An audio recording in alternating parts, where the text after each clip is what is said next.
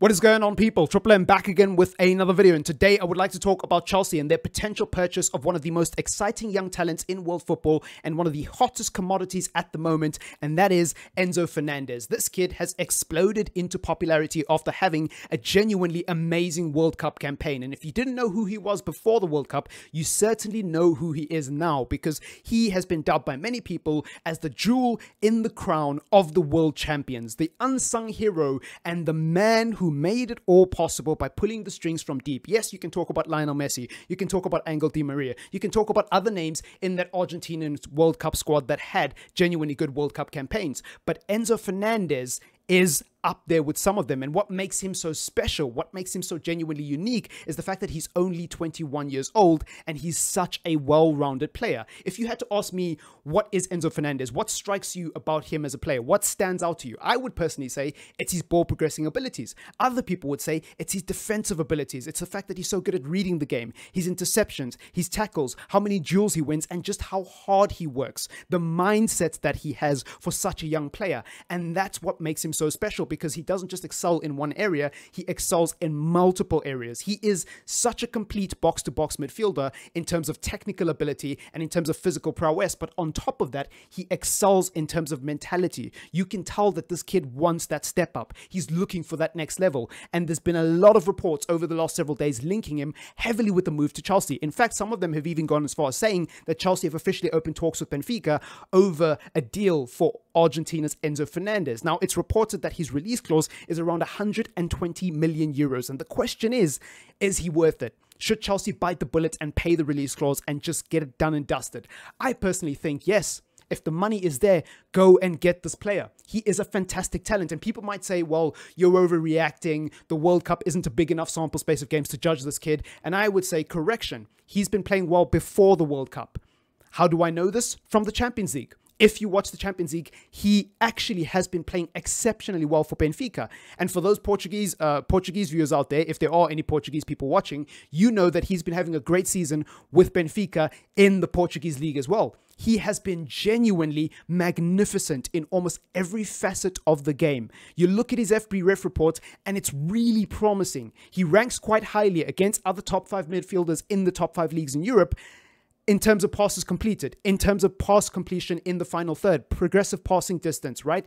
Just every metric you can measure in terms of passes, he ranks so highly. Go all the way to the bottom on this list and look at his key passes. Look at his passes into the final third. He's ranking almost in the top 3% or top 1% in both of those areas. That is scary. So not only is he picking up the ball from deep because of how good he is defensively, because of his ability to read the game and his interceptions, but he's able to play balls into the final third. He's extremely proficient at switching the play. He's extremely proficient at playing through balls and long balls, but also he's really good at playing those line-breaking key passes into the final third and setting up the attack, getting the pass to the assist rather than the assist itself.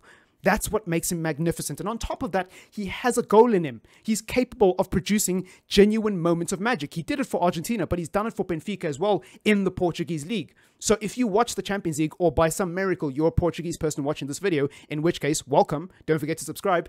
You'll know how good he is for Benfica. You will know how good he is for Benfica, and you will know that this hype and this sudden explosion in popularity isn't just based off a few World Cup games. It's actually based off of a magnificent 12 months he's had. He has been one of the most exciting talents in Portuguese football for quite some time now.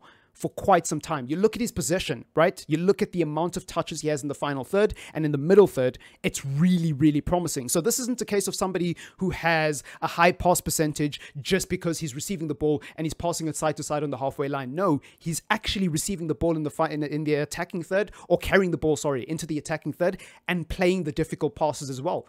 And that's what makes his pass accuracy so scary. He's almost in the top 1% in terms of pass accuracy across the top 5 leagues in Europe, while still playing progressive passes. That's a very difficult thing to do, because usually players who are known for their progressive passes tend to have a very low pass accuracy and low pass completion per 90.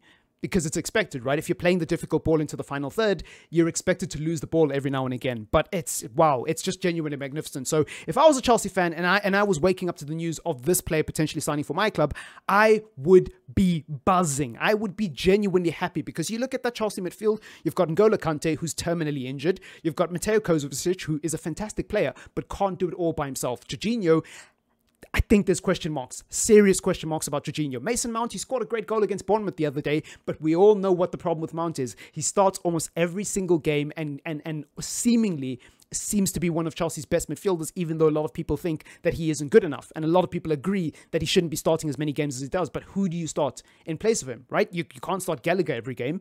You can't start, what's-his-face, Loftus-Cheek.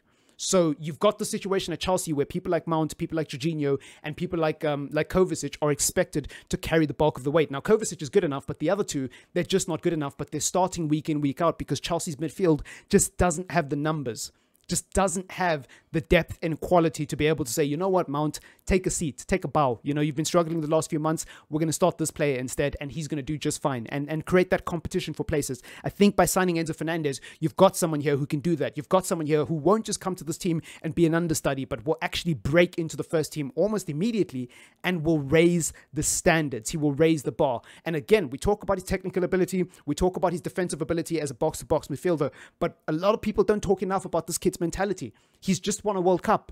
He's just won a World Cup. There are great players like Cristiano Ronaldo who have never, ever gotten even close to sniffing that trophy. Zlatan Ibrahimovic, sorry. There's lots of great players that I can think of who've never come close to winning a World Cup.